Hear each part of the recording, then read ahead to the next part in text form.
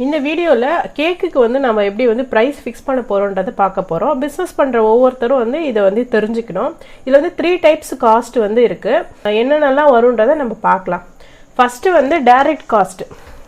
Direct காஸ்ட்டில் பார்த்தீங்கன்னா நீங்கள் cake செய்கிறதுக்கு என்னென்ன திங்ஸ்லாம் வாங்குவோம், சர்க்கரை, முட்டை, மைதா, அதுக்கப்புறம் வந்து ஐசிங் பண்ணுறதுக்கு வந்து விப்பிங் க்ரீமு, நைஃபு, அப்புறம் பாக்ஸிங் பண்ணுறதுக்கு வந்து பாக்ஸு, பேஸ் போர்டு, இது எல்லாமே வந்து பார்த்தீங்கன்னா உங்களுக்கு டைரக்ட் காஸ்ட்டில் வரும்.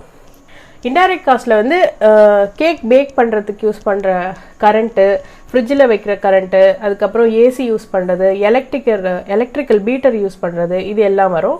லேபர் காஸ்ட்டில் வந்து நம்ம கேக் செய்கிறதுக்கு எவ்வளோ நேரம் ஆகும் அப்படின்றது பொறுத்து வந்து லேபர் காஸ்ட் ஃபிக்ஸ் பண்ணும். சரி, இது என்னென்னன்றதுன்றது இப்போ ஃபார் எக்ஸாம்பிள் எப்படி இது நம்ம கால்குலேட் பண்ணுறதுன்றது நான் உங்களுக்கு காட்டுறேன்.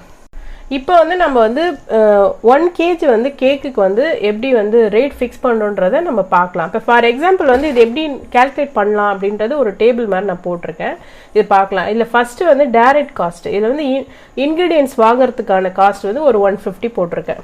இன்டைரக்ட் காஸ்ட் வந்து இபி யூஸ் பண்ணுற கரண்ட் சார்ஜு, அதுக்கப்புறம் வாஷிங் காஸ்ட். இப்போ நம்ம கேக்லாம் பேக் பண்ணிட்டு நம்ம வாஷ் பண்ணுவோம், அதுக்கப்புறம் சோப்புலாம் யூஸ் பண்ணுவோம் இல்லையா, அதுக்கான காஸ்ட். லேபர் காஸ்ட் வந்து நீங்கள் ஒரு கேக் செய்கிறதுக்கு எவ்வளோ நேரம் ஆகுது, 1 kgனா வந்து ஒரு 1 hour ஆகும். பெரிய கேக்னா வந்து ஒரு 2 hours, இந்த மாதிரி உங்கள் டைமிங்க்கு ஏற்ற மாதிரி நீங்கள் போட்டுக்கங்க. இப்போ பாருங்களேன், நான் 3 காஸ்ட்யூமே ப்ளஸ் பண்ணேன்னா எனக்கு 300 rupees வருது. இன்ட்டு 2 போட்டேன்னா 600 rupees. அப்படியே டபுளாக போட்டிங்கன்னா உங்களுக்கு இன்க்ரீடியன்ஸ் ப்ளஸ் லாபம் சேர்த்து 600 rupees வருது.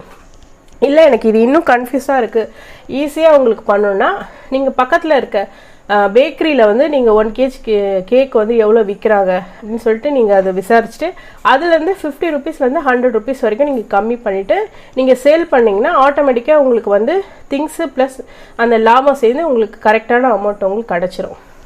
இப்போ இந்த ஃபார்முலா வந்து நீங்கள் கேக் வந்து நீங்கள் செஞ்சு விற்பீங்களா, அதில் வந்து யூஸ் பண்ணி பாருங்கள், உங்களுக்கு வந்து இந்த அமௌண்ட் வந்து கரெக்டாக வரும்.